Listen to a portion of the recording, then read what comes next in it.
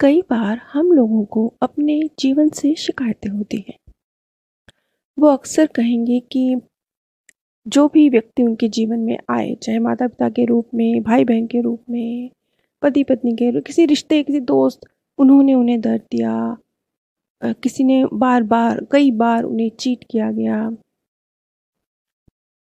हर जगह उन्हें अपमानित होना पड़ा या उन्हें शिकायत रहती है कि कहीं से भी प्रेम नहीं मिला। प्रेम वो फिर सबको काउंट करेंगे कि माता-पिता ने भी नहीं दिया, भाई-बहनों से भी नहीं मिला, पति से प्रेम नहीं मिला, कहीं से नहीं मिला। आप देखेंगे कि कई बार लोग एक ही प्रॉब्लम का ज़िक्र करेंगे, लेकिन उस प्रॉब्लम को एक तरह से कि वो जनरलाइज़ कर लेंगे कि मुझे सब तरफ से ही ये प्रॉब्लम आती है। और जब इस तरह की परिस्थितियाँ बनती हैं कि आपको एक ही प्रॉब्लम है, लेकिन वो सब जगह से आ रही है। जब इस तरह की स्थितियाँ होती हैं, तब हमें बाहर देखने की बजाय अंदर देखने की ज़रूरत होती है। क्योंकि अगर तकलीफ़ बाहर से आ रही है, मान लेते हैं कि कोई आपका अपमान कर रहा है, कोई आपके जीवन में, जैसे हम सबके जीवन में अगर हम बहुत क्लोज़ मेंबर कहें तो वो हो सकते हैं 7-8 बिल्कुल क्लोज़ फैमिली मेंबर्स कह लीजिए। अगर हम थोड़ा अपना दायरा बढ़ा दें, कुछ मित्रगण भी उसमें जोड़ दें, तो हो सकते हैं 15-20। अगर हम उसमें अपने रिलेटिव्स भी जोड़ देते हैं तो शायद 30-40। अगर हम उसमें अपने पड़ोसी भी जोड़ देते हैं तो शायद 60-70। अगर हम उसमें अपने सहकर्मी भी जोड़ देते हैं तो शायद 100-125। और मैं हैरान होती हूँ, कई बार मेरे पास ऐसे ऐसे लोग आते हैं कि वो हर दायरे में ही एक ही शिकायत करते हैं। चाहे वो दायरा उनके परिवार का छोटा-सा हो 5 लोगों का या सबको मिला के 125-150 लोगों का। उनको सबसे सेम शिकायतें रहती हैं कि मुझे अपमानित किया जाता है या मुझे प्रेम नहीं मिलता है या मेरा यूज़ किया जाता है या मुझे चीट किया जाता है। जब इस तरह की परिस्थितियाँ हर तरफ से एक समान रूप से रिपीट होती हैं, तब ये ज़रूरी होता है कि आप बाहर देखना बंद कर दें और अपने अंदर देखना शुरू करें। क्योंकि अगर एक ही चीज़ सब तरफ से आ रही है तो वो उसे आप आकर्षित कर रहे हैं, वो अपने आप नहीं आ रही है। ये ऐसा ही है जैसे कोई व्यक्ति कमज़ोर हो, एक व्यक्ति उस पे हाथ उठा सकता है कि वो कमज़ोर है, उसका फ़ायदा उठा लिया। 2 व्यक्ति ऐसे मिल गए कि उन्होंने कमज़ोर है, फ़ायदा उठा लिया। लेकिन अगर आपको 10 व्यक्ति ऐसे मिल रहे हैं जो आप पे हाथ उठा रहे हैं और आपकी कमज़ोरी का फ़ायदा उठा रहे हैं, तो इसका मतलब आपकी तरफ से उन तक ऐसे सिग्नल पहुँचाए जा रहे हैं कि आप यूज़ हो सकते हैं, आप पर हाथ उठाया जा सकता है। आज मैं आप सभी के साथ राधिका की स्टोरी शेयर करने जा रही हूँ। राधिका, जो कि एक 35 वर्षीय महिला हैं।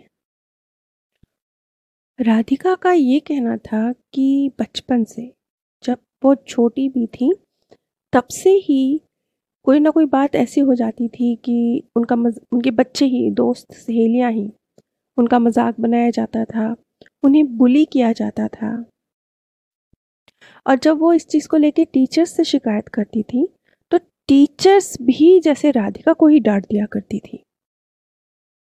और जब वो घर जाकर अपनी मम्मी से शिकायत किया करती थी, तो वहाँ से भी खुद स्टैंड लो, छोटी-छोटी बातें हैं, इग्नोर करो, इस तरह के जवाब उन्हें सुनने को मिलते थे। वैसे तो बच्चों के झगड़े मामूली बातों को लेकर ही होते हैं, तो माता-पिता कोई विशेष इसमें कूदना भी नहीं चाहिए।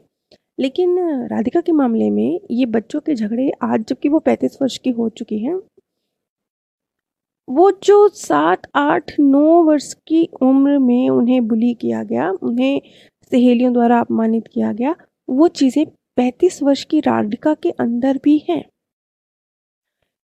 एक्चुअली उन चीज़ों ने एक तरह से राधिका, जो ऑलरेडी बहुत ही इमोशनली वीक लड़की हैं, जो ये सब घटनाक्रम घटे, उन्होंने उन्हें और भी ज़्यादा वीक बना दिया। पहले वो वीक थी लेकिन फिर भी चलो थोड़ा-सा बाहर की तरफ देखती थी। जब ये सब उनके साथ होने लगा तो उन्होंने अपने आप को घर के अंदर समेटना शुरू कर दिया। बाहर की दुनिया में दोस्त बनाने बंद कर दिए। फिर वक़्त आगे गुज़रा, उनकी शादी हुई। शादी के बाद सेम पैटर्न उनके हस्बैंड के द्वारा रिपीट किया गया। उनके द्वारा भी उन्हें बहुत अपमानित किया जाता है, लेकिन चूंकि वो अपमान उन्हें ये लगा कि क्योंकि एक बंद कमरे में होता है, या फिर ठीक है अब बाकी तो सब ठीक है ना, तो इस चीज़ के साथ चलो, जैसा कि सिखाया जाता है आमतौर पे कि हर शादी में इतनी सी चीज़ है इसके साथ चलो। तो उन्होंने यही सोचा कि ठीक है बाकी सब ठीक है, अपमानित करते हैं मुझे लेकिन वो बंद कमरे में करते हैं तो ठीक है, चला जाए, रिश्ते को आगे बढ़ाया जाए। लेकिन ये जो बार बार चोट लग रही थी इसने राधिका के मन को कमज़ोर कर दिया, और राधिका का जो एक कवच है सबसे बच के अंदर हो जाना, ये कवच को और मोटा कर दिया। पहले ये कवच सिर्फ दुनिया के लिए था कि राधिका ने अपनी फैमिली से अपने आप को जोड़ लिया और दुनिया से काट लिया जब उनके बचपन में ये सब हुआ, और जब उनको हस्बैंड से ये सब मिला और उनका परिवार भी बदल गया, अपना मायका छोड़ के वो ससुराल में आ गई, तो ये कवच और मोटा हो गया। अब उन्होंने अपने घर में ही जिनके सास ससुर के साथ पति के साथ वो रहती हैं उनसे ही दूरी बना के अपने आप को अकेला कर लिया। यानी अब ये कवच और मोटा हो चुका था, अब वो जो फैमिली सपोर्ट था वो भी खत्म हो चुका था। अब हम राधिका के पीएलआर पे आते हैं। क्यों? क्योंकि मैं हमेशा ये बात कहती हूँ और ये चीज़ें सामने आई हैं कि जब एक ही चीज़ हर तरफ से आपके पास आ रही है तो आपको देखना पड़ेगा कहीं आप में ही तो कोई कमी नहीं है, कहीं आप ही तो कमज़ोर नहीं हैं। राधिका एक दृश्य में देखते हैं कि वो छोटी सी 8-9 साल की बच्ची हैं और वो उसकी सहेलियां कंचे खेल रही हैं। शाम का वक्त है, रात होने को है, और अब ये सब सहेलियां घर वापस जाने की तैयारी में हैं। लेकिन राधिका घर नहीं जाना चाहती। उसे लगता है अभी 10 मिनट और खेलना चाहिए।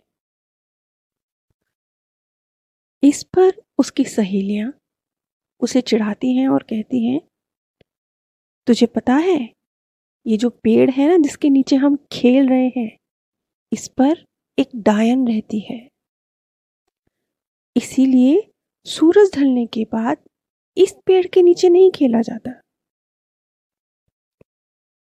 राधिका के चेहरे की हवाइयां उड़ी हुई हैं। सिर्फ ये शब्द सुन के ही राधिका पसीने पसीने है, और अब वो दौड़कर सबसे पहले अपनी सब सहेलियों में सबसे पहले वहां से भाग गई है।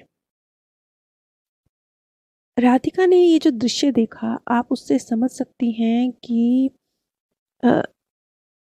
राधिका कितनी कमज़ोर मन की और दिमाग की रही है, क्योंकि उसे कितनी आसानी से यूज़ किया जाता रहा है। ये पैटर्न तो सिर्फ अब का नहीं है, ये पहले से ही यूज़ वो होती रही हैं। अगले दृश्य में राधिका देखती हैं कि वो एक गरीब युवक से विवाहित है, एक ऐसा युवक जिसके सिर पर अपने मालिक का कर्जा है, और राधिका के पति राधिका को अपने मालिक के पास भेज रहे हैं ताकि उनका मालिक राधिका के साथ कुछ दिन गुजारने की एवज में उनका कर्जा माफ कर दे। राधिका नहीं जाना चाहती, लेकिन उनके पति द्वारा उन्हें हवाला दिया जा रहा है। क्या वो अपने पति से, अपने घर से प्यार नहीं करती? क्या घर के लिए इतना सा त्याग करना उनकी जिम्मेवारियों में नहीं आता? वो एक बिल्कुल यूजलेस महिला है जो अपने परिवार के लिए ना तो कुछ करती है और ना करना चाहती है। यदि उसके कुछ दिन गुजारने से उसके पति को लाभ हो सकता है, उसका कर्जा माफ हो सकता है, तो वो अपने पति का साथ क्यों नहीं दे रही? क्या वो उनसे प्रेम नहीं करती? अब अगर आप देखेंगे तो आप पाएंगे कि जो दोनों ही दृश्य राधिका ने देखे, दोनों ही दृश्यों में एक चीज़ आपको सेम नज़र आएगी कि अलग अलग तरीक़ों से, कभी बच्चों वाले डर से, कभी बड़ों की तरह क्या तुम मुझसे प्रेम नहीं करती के भाव से, अलग अलग तरीक़ों से राधिका के मन को कंट्रोल में किया जा रहा है।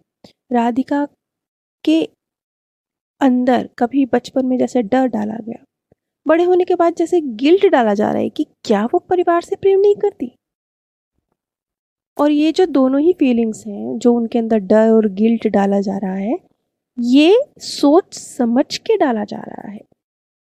और भी बहुत सारे दृश्य राधिका जी ने बयां करे, उन्होंने कई दृश्य देखे अपने जीवन के जो उन्होंने शेयर करे, लेकिन उन हर दृश्य में जो चीज़ सिमिलर थी वो ये कि उनके अंदर जो फीलिंग्स थी वो रोपित की जा रही थी और वो रोपित होने दे रही थी। जैसे यदि कोई आपसे चोर कहता है तो और आपने अगर चोरी नहीं करी तो आप बोलते हैं नहीं मैं चोर नहीं हूँ, लेकिन राधिका जी की पर्सनैलिटी ऐसे रही, वो अगर चोर नहीं है, अगर उन्हें चोर बोला जा रहा है तो वो अपने लिए स्टैंड ही नहीं ले सकती, कह ही नहीं सकती कि मैं चोर नहीं हूँ। इस हद तक वो इमोशनली वीक है। अब ये चीज़ बेशक पास्ट पर से चली आ रही हो, लेकिन एटलीस्ट जब आपको एक नया जीवन मिल जाता है तो आपके हाथों में एक बार फिर बागडोर होती है, एक बार फिर आपके पास मौका होता है, आप अपने लिए स्टैंड लें। जो कुछ हुआ सो हुआ, अब सीखें। राधिका के मामले में भी इस जीवन में राधिका को बहुत से ऐसे मौके मिले थे जहां उसे सामना करना था, क्योंकि कोई भी डर हो जब तक आप उसका सामना नहीं करेंगे वो निकलेगा नहीं, और कोई भी गिल्ट हो जब तक आप या तो उसे एक्सेप्ट नहीं करेंगे कि हाँ एक ह्यूमन बीइंग होने के नाते हमसे गलतियां हो जाती हैं, या फिर आप डेप्थ में जाके उसे सुलझाएंगे नहीं, तब तक वो निकलेगा नहीं। यही चीज राधिका जी के साथ थी कि उन्होंने यही नहीं किया, उन्होंने यही नहीं किया, ना डर का सामना, ना गिल्ट को एक्सेप्ट करके उसे सुलझाना। यानी वो एक लूप में फंसी हुई थी और उस लूप से बाहर निकलने का जो रास्ता है वो डिफ़िकल्ट तो ऑफ कोर्स, कोई भी आपकी इमोशनल पीड़ा होती है उससे बाहर निकलने का रास्ता डिफ़िकल्ट ही होता है, इजी तो नहीं होता है, लेकिन उसी रास्ते पर चलने के लिए हमें यहाँ भेजा गया होता है, वो हमारी लाइफ लेसन का हिस्सा होता है, जैसा कि राधिका के मामले में था। अब अगर वो इतना ही सरल हो तो वो लाइफ लेसन ही क्यों हो। राधिका अपने 35 साल के जीवन में ये डर और गिल्ट अलग अलग तरीके से उसके पास आता रहा है, अलग अलग फॉर्म में उसके पास आता रहा है। कभी बचपन में सहेलियों के द्वारा, कभी बड़े होने के बाद हस्बैंड के द्वारा, कहीं ना कहीं से आता रहा, और उसने कभी भी इसका सामना नहीं करा, हमेशा अपने शेल को और मजबूत किया। यानी और जब शेल को मजबूत किया जाता है, अपने कवच को अंदर अंदर आप सिमटते हो तो क्या होता है, उसका एक बहुत बड़ा नुकसान होता है। उसका नुकसान ये होता है कि आपका डर कहीं नहीं जाता, वो बाहर है, आप कवच के अंदर है, वो कवच के बाहर है, लेकिन अब वो और बड़ा हो गया है। ये नुकसान होता है अपने आप को कवच में रख लेने का, जो कि राधिका ने किया। कवच में रख लेने से मतलब है अपने आप को अकेला कर लेने का, जैसा कि राधिका ने किया, क्योंकि उसके लिए तो वही ढाल था कि ठीक है मैं सबसे कनेक्शन तोड़ लेती हूँ, अकेली हो जाती हूँ, यही मेरी ढाल है।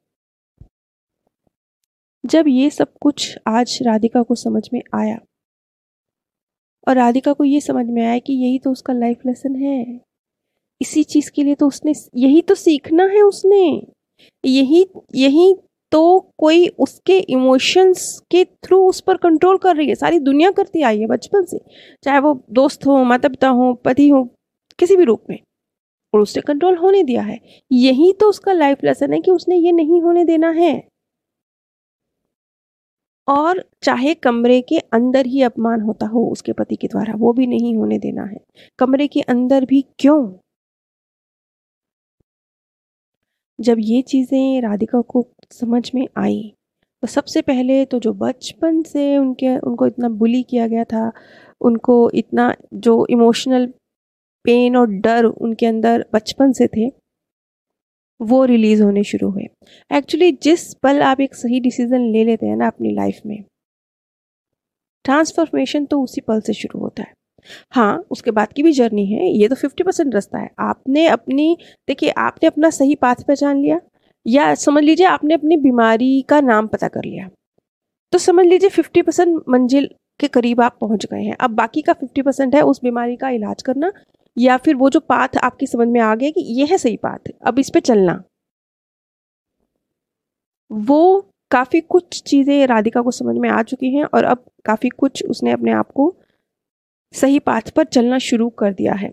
और हम उम्मीद करते हैं जिस तरीके से वो सही पाथ पर चल पड़ी हैं, तो आने वाले और 2-3 सालों में राधिका द्वारा हम तक ये मैसेज पहुँचेगा कि वो अपनी लाइफ में जो चाहती हैं, वो डर और गिल्ट ख़त्म करके अपने आप को यूज़ होने देना, ये सब वो ख़त्म करके जीवन में आगे बढ़ पाई हैं।